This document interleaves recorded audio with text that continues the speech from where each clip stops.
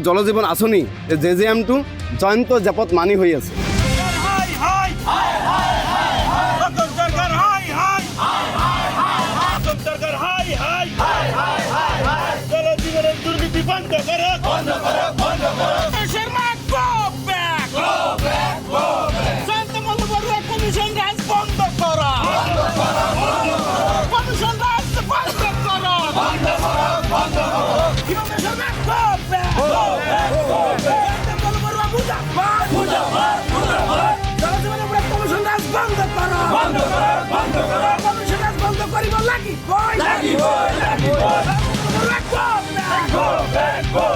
আজি আপোনালোকে দেখা পাইছে জলজীবন আঁচনি যেটো মানে ২৪ৰ ভিতৰত সম্পূৰ্ণ কৰিবলৈ যেটো আঁচনি প্ৰকল্প লৈছিল, এই প্ৰকল্প আঁচনিখন হঠাৎ ২০২৪ চনৰ অক্টোবৰ মাহত কামটো ছাছপেণ্ডেড কৰি ৰাখে আৰু এই কামটো সম্পূৰ্ণ নোহোৱাকৈ আমাৰ ৰাইজৰ কৰ কাটলেৰে যি টকা আছিল হাজাৰ হাজাৰ কোটি টকাৰ এটা কমিশ্যন ৰাজ লৈ পেলাই তেওঁলোকে স্কিমখন চলাই আছিল।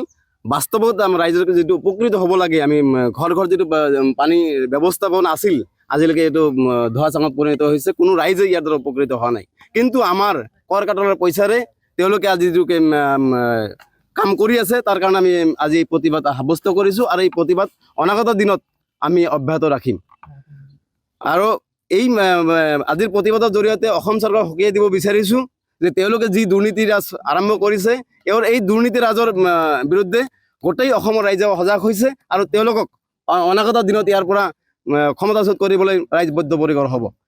আমি আজিৰ জৰিয়তে জয়ন্তমূলৰ কমিশ্যনৰ যিজন মন্ত্ৰী, এই যিটো জলজীবন আঁচনি জেজেএমটো জয়ন্ত জাপত মানি হৈ আছে, বাস্তৱিকতে কোনো জলজীৱন মিছন আঁচনি হৈ থকা নাই।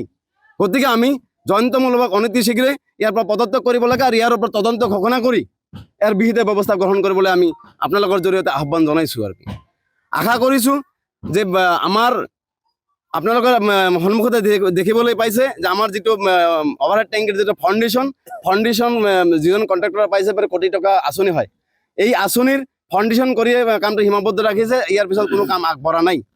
আৰু যদি এনেকুৱা হৈ থাকে, যিবোৰ নলবিলাক দিয়া হৈ আছে আপোনালোকে দেখা পাব, আমাৰ এই গাঁৱৰ মাজত কোনো এখন নলে ঠিক নাই, সকলো ঠাইতে বিসংগিত হৈ আছে, কোনো মানুহে এটুপি পানী পাবলৈ সক্ষম হোৱা নাই।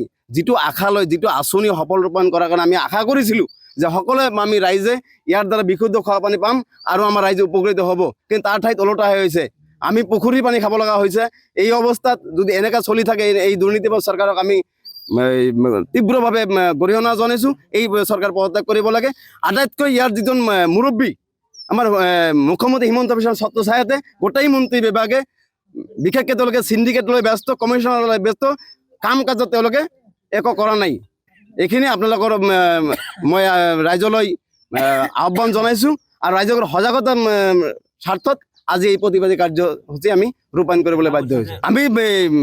মই আপোনালোকে আগতে কৈছোঁ যে হঠাৎকৈ যোৱা অক্টোবৰ মাহৰ ২৪ অক্টোবৰ মাহতে এই প্ৰজেক্টটো ছাছপেণ্ডেড হোৱাৰ পিছৰ পৰাই কোনো ঠিকাদাৰক তেওঁলোকে বিল মোকলাই দিয়া নাই। আমি এইটোও দাবী উত্থাপন কৰিছোঁ, যিখিনি মানুহে কাম কৰিছে তেওঁলোকৰ পুঁজি অনতি শীঘ্ৰে মোকলাই দিব লাগে, ঠিকাদাৰবিলাকৰ পুঁজি মোকলাই দিব লাগে।